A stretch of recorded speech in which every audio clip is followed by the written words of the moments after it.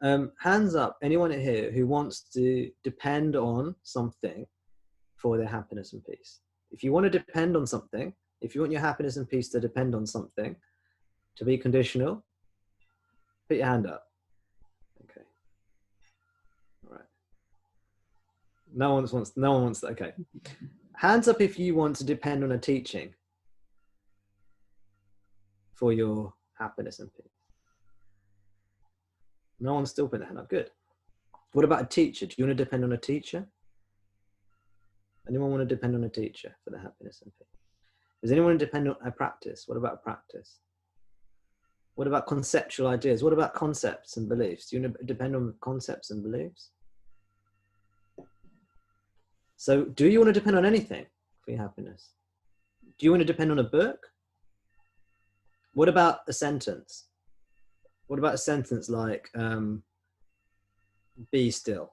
Or a sentence like, aham brahmasmi, I am Brahman, I am conscious. Do you want to depend on these things for your happiness? Yeah. What about a physical position? Do you want to do this, and your happiness depends on when you're doing this, and you're in cross-legged, and you're in a certain place and time? Is that what you want happiness to depend on? So then the good news. So now you know what you don't want, right? You don't want to depend on these things. You don't want to depend on me, do you? Do you want to depend on me, really? You know, you might enjoy coming here every now and again, and you might feel it used to, but do you really want to depend on someone like me? Spouting off, and then you know, and then when you're gone, like maybe you understand something when you're in my presence and I'm speaking, and then maybe when I'm gone or when the call's finished, you're in confusion. Is that what you want for yourself? So the wonderful good news, the word gospel, you know, that Jesus and his gospels, the gospels of Jesus, Matthew, Mark, Luke, and John, the 4 gospels that are written in the New Testament of the Bible. The word gospel means good news. That's what the word gospel means, is the good news that Jesus is bringing. Well, the good news, the gospel news, well, the gospel is that you don't need anything. You are free. And in this sense, you're wholly independent. You don't need anything. You don't need a teaching. You don't need a teacher. You don't need a practice. This is the nature of you. This is just your nature. You're lucky. We're all lucky. We have this nature that is whole, complete, free already. Now, what limits it? What limits that wholeness? Nothing. Nothing ever limits it.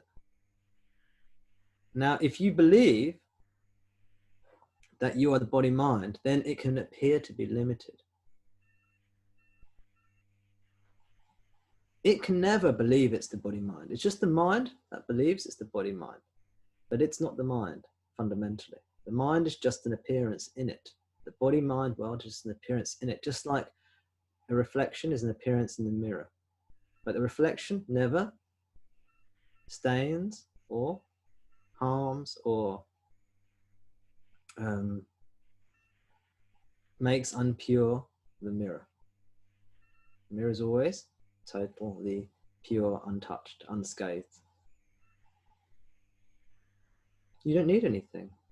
But then the mind starts to worry about things because it thinks it's limited. Well, let the mind do what it wants to do. You're not the mind. The mind will suffer, it'll have a nervous breakdown, whatever. It doesn't matter. But the mind doesn't want that because it's afraid if that happens, that's the end of it. But it's not the end because it's just the mind. What you are is fine.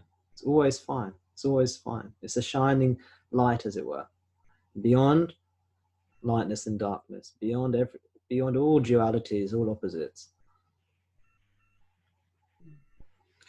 So when you think, oh gosh, you know, I need to pray, or I need to do this, or I need to do that, that's dependence. You're saying I'm going to make my happiness conditional. We've already established we don't want that.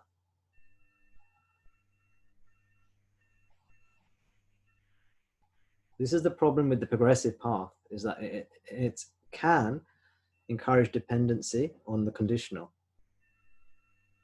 on the transient.